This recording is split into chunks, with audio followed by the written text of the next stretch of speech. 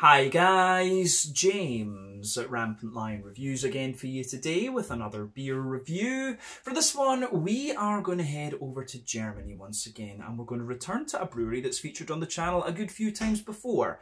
I've had some really nice beers from these guys over the years, a few different styles, and I think it's fair to say that this brewery are best known for their different styles of German traditional beer, which I love, and you'll know that if you've watched the channel for any length of time. Now, the beer that we're going to have a look at today is a style that I do very much enjoy, but it's not one that I've been able to review on the channel all that often. So when I saw this brewery's version of it, I thought, you know, we have to have a look at this. So very much looking forward to trying this. Hopefully it's another good beer. Hopefully it makes for an interesting review. And as always, I hope that you guys enjoy my take on this one as well. So yeah, for this review then, we are going to head to Munich, in Bavaria, Bayern, in the southern part of Germany, and we're going to have a look at another beer from Hacker-Pschorr Brauerei. So this particular beer is called Kellerbier, or cellar beer as you might say in English. It comes in at 5.5% ABV, and as the name tells you, this one is a German style Kellerbier.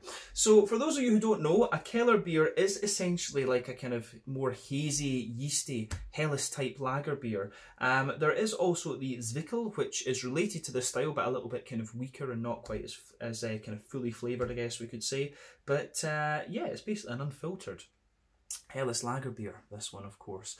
So yeah, this should be really interesting to try. I have noticed in recent times that this is a style that's been a little bit more popular amongst the different more kind of modern craft breweries actually. So I thought going back to one of the traditional German ones would be really quite interesting, and you can't go wrong with any of the Munich 6 breweries. But in the past we've tried the Dunkel, the Oktoberfest Märzen, the Animator Doppelbock, and I think have we had the Münchner Helles as well actually from these guys too. So this is review number 5 that we're doing on the channel from Hacker-Pschorr. So I think we've still got the Weizen and a few others to try at some point in the future. But it's always nice to visit these traditional Munich breweries periodically here on the channel. But let's crack on with this one then and see how we get on. The Hacker-Pschorr Brauerei Kellerbier, 5.5% ABV. Let's do this. So, as always with my reviews then, I'll tell you a little bit about the brewery before we taste the beer. If you want to get straight to the tasting, just fast forward. All the usual links are in the video description below. That's the brewery website, the link to my other reviews that I've done from Hacker-Pschorr Brauerei before, and we will no doubt add some more to that list at some point in the fairly near future.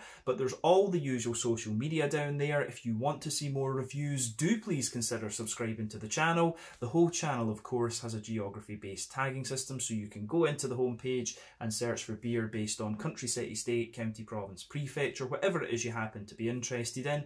Do check out the playlists of beers from different countries. There is one there for all the German beers that I've reviewed for you. That's being added to whenever I get the opportunity, but not as often as I would like. But as always, please do get in touch and let me know some of the other beers and breweries that you guys would like to see me review. It's always great to hear from you guys that are watching the videos, and the support that you show the channel is hugely appreciated. So anyway, on to my brewery notes then to tell you a little bit about Hacker-Pschorr Brauerei then. So the history of the Hacker-Pschorr Brauerei goes back to the year 1417, which is the first mention of the Hacker Brewery, which was located on the corner of Sendlinger and Hackstrasse in Munich. But this site is today the home of the Ältest Hackerhaus, which is now one of the numerous Hacker-Pschorr brew pubs.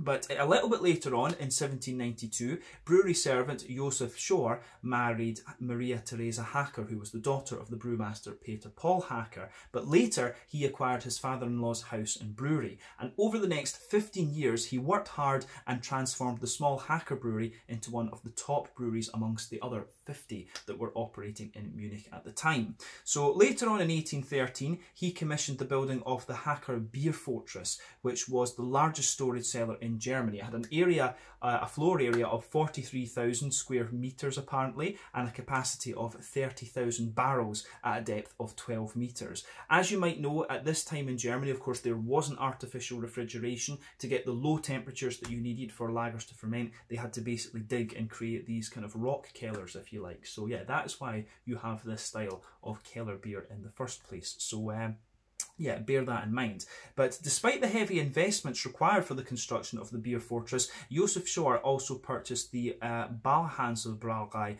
and the other buildings in Neuhauserstrasse to build the Pschorr Brewery in 1820. But unfortunately, he died a little bit later on in 1841, but he left the brewery to his two sons, which was Georg Sr. and Matthias Sr. as well. So Georg in turn took over the running of the Pschorr brewery, and Matthias took over the running of the Hacker brewery. But they operated as independent companies, but of course they were in very close proximity to each other and the beer fortress. But both brothers constructed state-of-the-art breweries for their respective businesses, and they benefited from the new connection to the rail network, which allowed both of them to distribute their beers across the country and of course to the ports, which meant they went worldwide as well. In 1864, Franz Strauss and Josephine Strauss also gave birth to Munich's favourite composer, which is of course Richard Strauss. But Georg Pschorr Sr. was actually Richard's godfather, and he had financially supported Richard at various points in his career. And to express his thanks, Richard dedicated the song Der Rosenkavalier to his dear relatives, the Pschorr family. So that is one that you should listen to as well. But a little bit later, the brewery was kind of greatly aided with the invention of the first artificial ice machine from Carl von Lindel, and they began using natural ice as early as 1823, but it made it difficult for them to maintain a kind of constant temperature in the beer fortress as well, actually. But in 1864, Georg Pschorr Jr. took over the running of the Pschorr brewery, and he initiated a nearly 21-year period of construction. And during this time, he realised his dream of building a new large brewery with the most advanced equipment available. But the building was based on modern engineering knowledge, and it was also built on the circular grounds of the summer cellar in Bayerstrasse. But the Pschorr brewery was now an industrial company with an annual output that tripled over the course of the move from Neuhausstrasse to Bayerstrasse. And during this time, the Pschorr brewery actually won a gold medal at the 1876 World Fair in Philadelphia. So yeah, this brewery got out there and got its name out there very, very early on.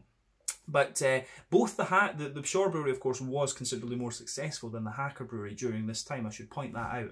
But both the Hacker and Pschorr breweries had their troubles at the turn of the 20th century, but they managed to survive the First World War, the hyperinflation in Germany during the 1930s, the Nazi regime, and then the Second World War. But in the aftermath of the war, the two breweries shared facilities due to the damage that the Allied bombing campaigns had inflicted on Munich, and the export for beer to produce beer and to the push to export beer and produce it continued though, and they went on to do very, very well. By the 1970s, they'd recovered quite a lot, and the economic and physical changes to the beer market in the 70s though led to them to make an agreement, which meant the two breweries merged together, and at this point they became known as the Hacker-Pschorr Bräu Aktiengesellschaft, which is basically a kind of collective company. But there was thus a reunification of the true traditional brewing companies in Munich that had always been linked by their founding father. But the beers were still sold as separate brands up until 1975 apparently, which is kind of interesting. But in 1979 the brewery changed hands, and it was bought by Munich businessman Josef Schorghuber.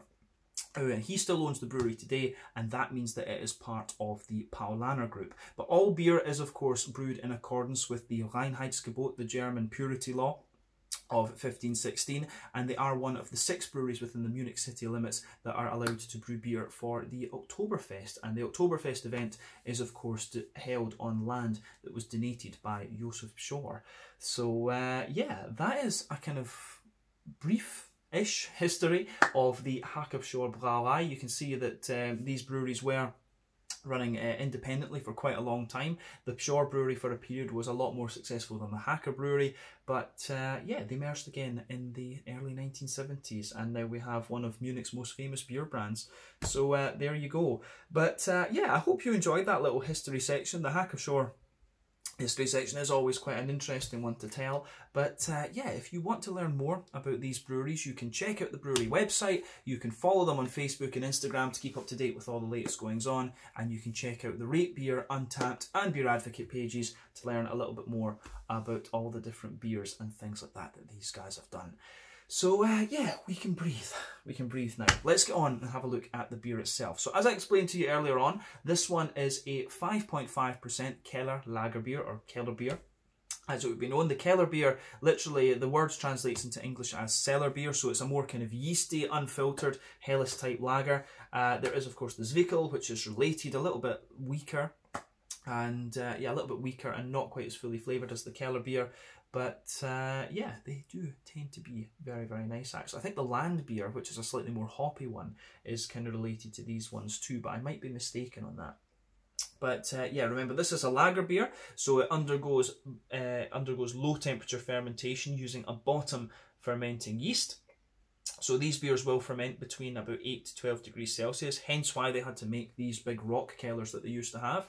But there you can see there is the lovely Hacker-Pschorr top label on this one, and that is also on the little pop top there as well, which I think is very, very nice. But yeah, you can see the two Hacker and Pschorr individual breweries there, or individual brewery crests I should say. But yeah, the Himmel der Bayern, so the heaven of the Bavaria basically it says. But it also has Naturtrüb, which is a word in German that you really should know if you're into your beer. Naturtrüb is basically, you know, it means like naturally conditioned basically, but in other words it's unfiltered. But yeah, it does look very, very nice, this one. I do like the kind of glass etching and stuff like that you get on here. But this is of course a half-litre bottle. I bought this one at, I want to say it was Beers of Europe actually, that I got, that I bought these ones. So yeah, I got a nice selection of different German beers. But let's crack this guy open and we'll see how we get on then. The Kellerbier at 5.5% ABV from Hacker-Pschorr Brauerei in Munich in Germany. Let's see, it doesn't want to open. There we go. I thought it was going to pop, but obviously, obviously not. There we go. Anyway, let's get it out and into the glass. I always like doing that on the videos, usually making them pop, but this one just kind of decided it wasn't going to do it. But there we are. Anyway, let's get this guy out and into the glass. There we go. Always enjoy reviewing these traditional German beers for you here on the channel. That does look very, very nice. That's all of it out and into the glass there. Put this back so that my OCD is happy. There we are. So yeah, this is interesting because just look at the colour of this one. This is actually, well, before the head disappears, you can see that this beer has poured with a, what would I say, about a 2/3 finger of a frothy, I would say kind of cream coloured head there. If I bring that up to the camera, you can see it's lots of lovely kind of small bubbles there on the top of the glass. It looks absolutely lovely. But the other thing that's striking me about this beer is the colour of it. This is one of the more amber Kellerbiers that I've come across. It's actually a little bit akin to the colour you would expect of a Märzen, or maybe, you know, like a Czech Leitsack beer, the amber lagers. So yeah, I'm quite surprised at the colour of this one. This is definitely one of the more amber Kellerbiers that I've come across in recent times. So yeah, remember the colour of your beer depends on, one, the type of malts that you use. That goes a long way to determining your EBC rating. Two, the length of your wort boil is also going to play a role, because the longer you boil the wort, the more the sugars caramelise, and thus you get a darker colour of beer. Any barrel aging that you do or any adjuncts that you put in will affect the colour of the beer too. But when it comes to, you know, a traditionally brewed Keller beer like this, you're not really going to have to care too much about adjuncts and things. But I guess to a degree, the big wooden barrels that they'll age these beers in will play a role anyway. But yeah, the colour of this is lovely. Definitely, like I say, one of the more amber Keller beers that I've come across over the last little while. But certainly, I do like the appearance of this beer. It certainly looks very, very nice. Yeah, one or two big bubbles sticking to the side of the glass in this one, but you can see a steady stream of smaller bubbles going up toward the bottom of the head there. And the beer, to a degree, does have a little bit of a more kind of natural haze to it. But yeah, looks certainly very, very nice, this one. Not, as I say, one of the more ambery coloured ones that I've come across. But otherwise, I think it looks pretty damn nice. So yeah, let's, I don't think there's anything else we really need to say about the appearance of this one. Let's crack into the aroma and see how we go. Oh yeah, lovely. I don't know what it is, but there's just something about these traditional German beers. It's so nostalgic. As I've explained in other videos, I lived in Heidelberg in Germany for a little while. I studied over there and I just absolutely loved it. I loved being in Germany, you know, having the two Brauhouses there that you could just go and visit and drink a nice beer in. Absolutely loved it. But yeah, the aroma coming out of this one is just is awesome. Yeah, I mean, what can we say? It just has everything you'd want from a traditional German Kellerbier. So yeah, the thing that makes these kind of Kellerbiers distinct is that big kind of almost creamy yeasty component that you get out of them.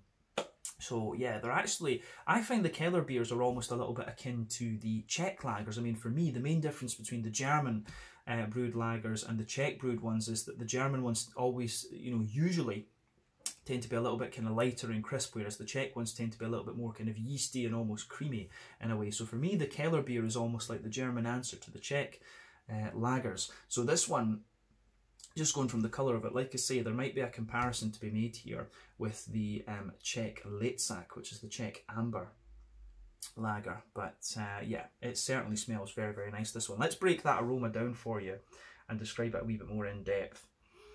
So, I mean, straight away with this one, you get that, you get that lovely kind of smooth, just kind of creamy bready backbone to it. There's a little bit of a straight up kind of bread crust in there. You can smell a lovely kind of white bready character to it as well. I do get little notes of like cracker out of it, like Jacob's kind of cream cracker. But yeah, definitely straight up fresh white bread crust, soft white bread in there, a little bit of a kind of Jacob's cream cracker, and you've also just got, you know, you also have a good little bit of like, there is a wee bit of biscuit on top of that for me. I get a little hint of like a kind of McVitie's digestive note out of this one, and that kind of makes sense. So the beer, it does have a little touch of sweetness to it, but you know, you would expect that, you know, when it's got this kind of colour to it, either that's going to be a slightly longer boil, longer wort boil, or it's going to be the use of some kind of sweeter malt in there. But yeah, this one just has a little bit, it's mainly got a kind of crackery, Jacob's cream cracker note to it, but it's also got just a little bit of that McVitie's digestive sweetness to it. But this one is mainly bread crust, smooth white bread, almost a little bit creamy on the bready character, McVitie's digestive, as we say, and a Jacob's kind of, as I say, a Jacob's kind of cream crackery sort of thing. So yeah, the way that that goes together is very nice. There are one or two little woody notes to the aroma in this beer as well, but yeah, that kind of comes out with the yeast. So I do really like how this one goes together in that sense. But yeah, aroma wise, this one I think works very, very well. So on the hoppy side of things then, it is kind of what you would expect. You've got a little bit of light earthiness in there. You have that nice kind of bright floral aromaticity that you expect of German noble hops. I'm guessing that this one will be using some sort of Hallertau hop. But as I say, Kellerbiers are not the hoppiest of these kind of traditional lager beers, if you like. But at the same time, it does still show a good little bit of floral character. But I think the green component leans mainly towards a sort of smooth, grassy element, and that's what really kind of lingers in this this beer on the hoppy side of the aroma. So yeah, bear that in mind. On the fruity side of things, there's not too much going on with this one. I mean, you get a little tiny hint.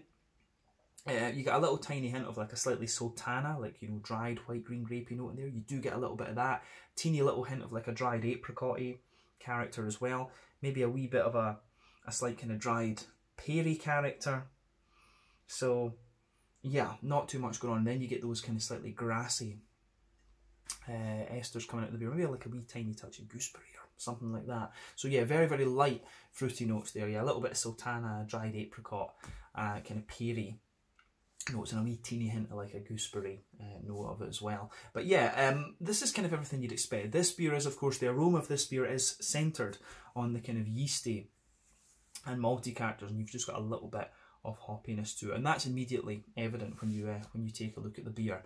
But yeah, I think that's everything that we really need to say about the aroma of this one then. So just take a little bit of time and ponder that over. Before you get stuck into the the beer. I think that's always a good thing to do when you're looking at craft beer and whiskey and sake and stuff like that. But yeah, lovely smelling beer, this one. It does remind me, with all that yeasty kind of bready component that it has, it does remind me of the kind of Czech Letzak amber lager. So yeah, let's have a look at this and see how we go. So this one is the Kellerbier, 5.5% ABV from Hacker-Pschorr Brauerei in Munich, Bavaria, Germany. Let's get stuck in. Slange, Skål, cheers, Prost.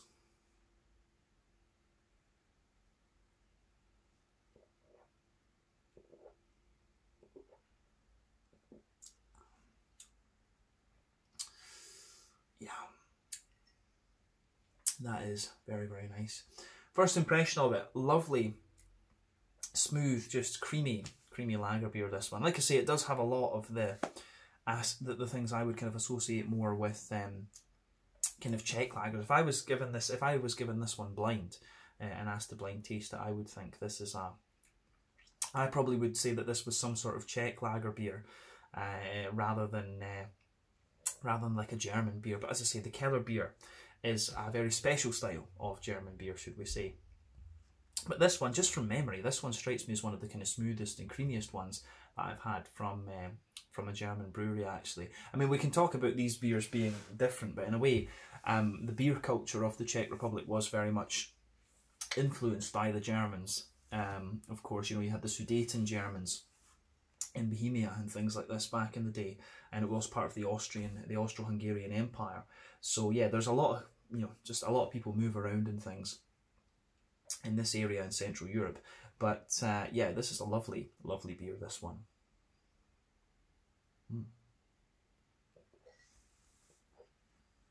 Is it my favourite from Hacker-Pschorr? Hard to say, to be honest with you, because it's been a while since I've had the other ones. I think I need to go to Munich again and film at the, it'd be quite cool to go there and film some Untappd tastings from the Hacker-Haus. That would be very, very cool. So that's maybe something we will look at. I do need to go back to Munich and figure out which are the original beer gardens in Munich, because I think that would be a really nice little filming trip to do, actually. So keep your eyes peeled for that. But yeah, this is a lovely, just very smooth and very kind of creamy Kellerbier, this one, actually. Probably one of the creamiest German beers that I've reviewed for you here on the channel from memory. And I think there's about 150, maybe 200 German reviews on the channel at this point in time. But yeah, lovely stuff. Let's break the flavour down for you and describe it a wee bit more kind of in depth.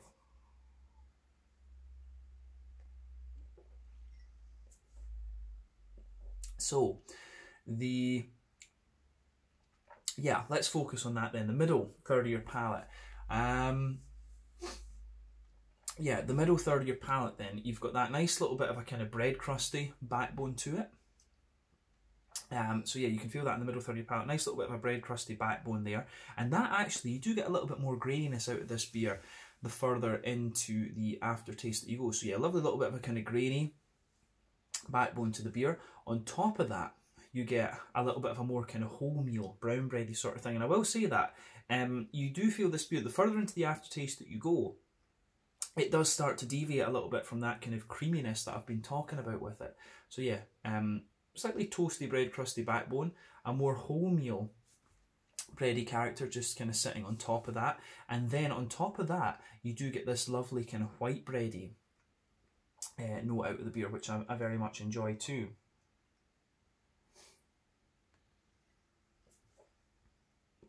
So yeah, you can feel that on top of the wholemeal bread, you do get this lovely kind of almost creamy, like wet, white bready sort of thing, and that forms the layer. That actually gives the beer, it actually gives the beer a lot of kind of sweetness the further you go into the palate, and that's quite interesting. It almost has a kind of similar vibe. If you think about like an oatmeal stout and the kind of sort of sticky oaty thing that you get from that, the vibe that you get out of this beer in the middle third of your palate is kind of similar. But on top of that sort of sticky, white bready layer, you start to get some sweetness out of it. So you can feel that in the dead centre of that middle of your palate, there's a wee bit of an oily McVitie's digestive biscuity sort of thing there. And then as you move further out from that, it starts to get a little bit more kind of grainy in that sense. You start to get the more kind of biscuity side of the biscuit rather than the oily sweet side of things. So yeah, dead centre of your palate, there's that little kind of sweet, brown sugary kind of element to this one. It is a little bit biscuity, and as you move further out toward the edges of that middle third of your palate, it's a little bit more of a kind of distinctive, grainy, McVitie's digestive biscuity sort of thing. So this beer is definitely very layered in the sort of flavours that it's giving you. But I do really like how this one goes about its business, that's for sure. The malty balance in the middle third of the palate, this one is very, very nice. Let's focus on the back third of your palate then.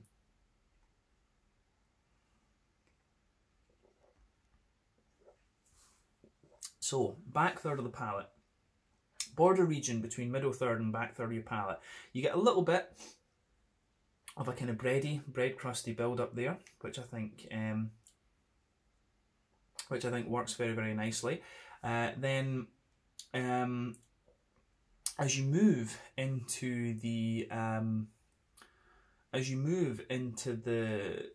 back third of the palate, you can feel the sort of graininess.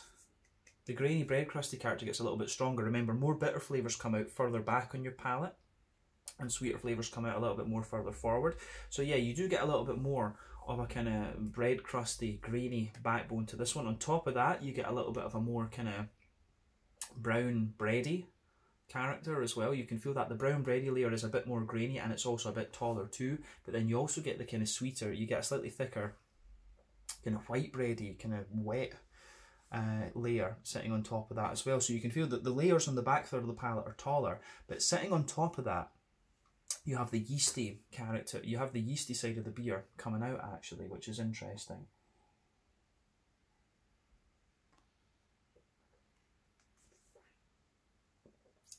So yeah, the yeasty side of the beer,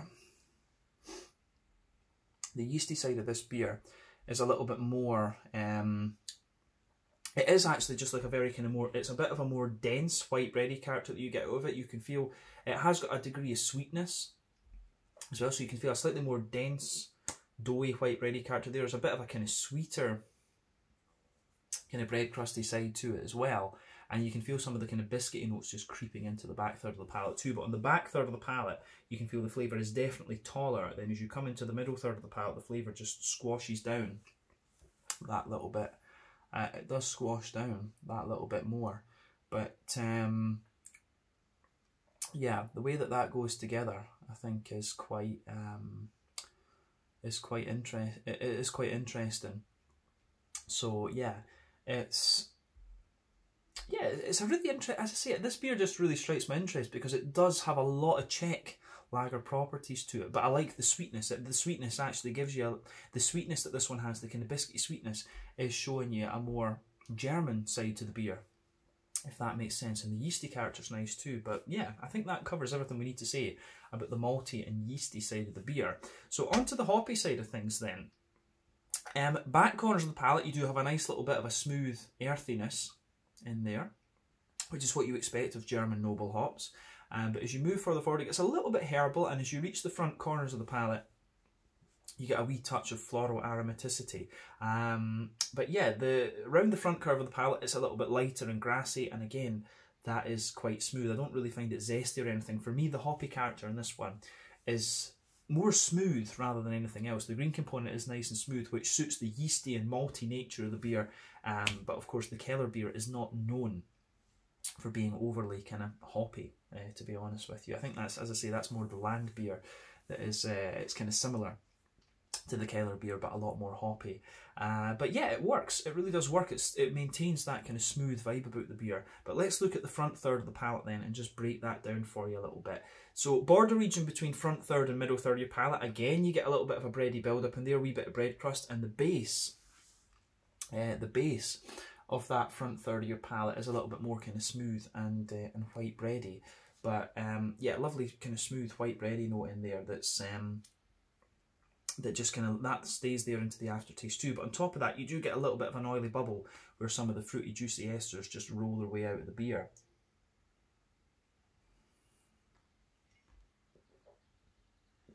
So yeah, for me, the fruity side of this beer is kind of, as I was describing in the aroma, toward the back of that front third of your palate.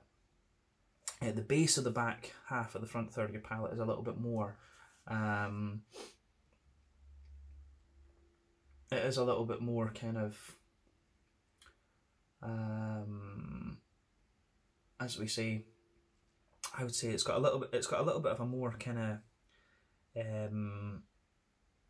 kind of sultana type vibe to it. You do get a little bit of that kind of sultana, dried apricot kind of thing. That forms the basis of that back half of the front third of your palate. As you move further forward, it starts to get a little bit more kind of oily and peary, and then as you move into the front half of the front third of your palate, it's a little bit more kind of, it is a little bit more kind of gooseberry-like, and yeah, it does have a wee bit of a kind of more gooseberry thing. You do start to get a little bit of that kind of lemony, grassy type vibe that you would expect from the beer as well.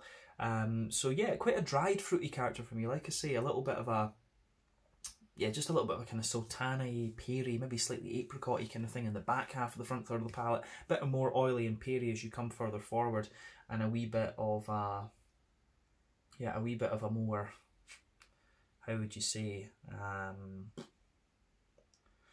yeah, how would you say that? A little bit of a more kind of, it has got a wee bit of that lemony, grassy type vibe to it as well, which I quite like. But yeah, nice, definitely a nice Kellerbier, this one. I've enjoyed this. Let's round off the review with a wee quick look at the mouthfeel then.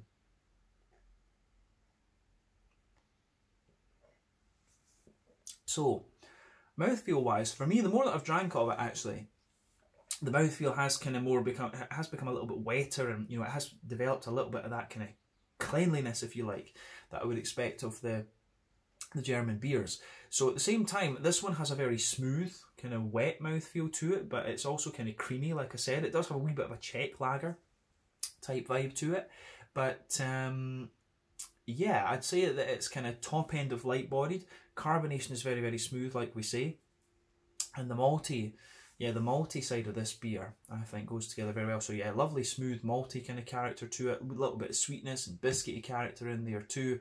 And you've also, the malty side of this beer for me is very kind of structured. It's got a bit of dryness and graininess underneath, a bit of smoothness in the middle, a wee bit of sweetness on top. I love that about it. And then the hoppy character is interesting too. I mean, this is a very low IBU beer, probably like 15, 20 IBUs at most.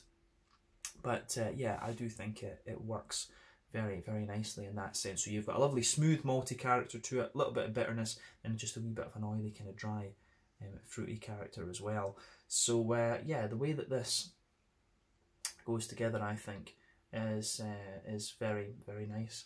But yeah, I think it's been really cool to review this one for you. I don't get to review Kellerbiers all that often, let alone German brewed Kellerbiers. So I always get excited on these reviews, and that's why they run a little bit longer. So I hope you guys have enjoyed it anyway. But yeah, I think we can round off this one there. This is just a really nice, easy drinking beer, this one. I mean, it's a little bit thicker in things than you'll get from the Helles beer, and a wee bit more bready and stuff than you're going to get from the Dunkel, but I like it. I do like this one. So yeah, if you're looking for something a wee bit more bready but don't want to go all the way to a Hefeweizen, this is a good choice for you. But yeah, I think we can round off this review there. Certainly one of the most creamy, one of the creamiest German beers that I've reviewed for you from memory here on Rampant Lion Reviews. But yeah, this one was the Kellerbier from Hacker-Pschorr Brauerei, one of the famous Munich 6 breweries, as I would call them. So yeah, thank you again for watching my beer reviews. Until the next time, please like, subscribe, share, all the usual YouTube stuff. Let me know your own thoughts on this beer in the comments section below. Let me know what your favourite beers are from Hacker-Pschorr Brauerei as well, and we will no doubt return to these guys at some point fairly soon. Until the next time though, check out my social media, check out theirs. Slàinte, skål, cheers, have some good German beers.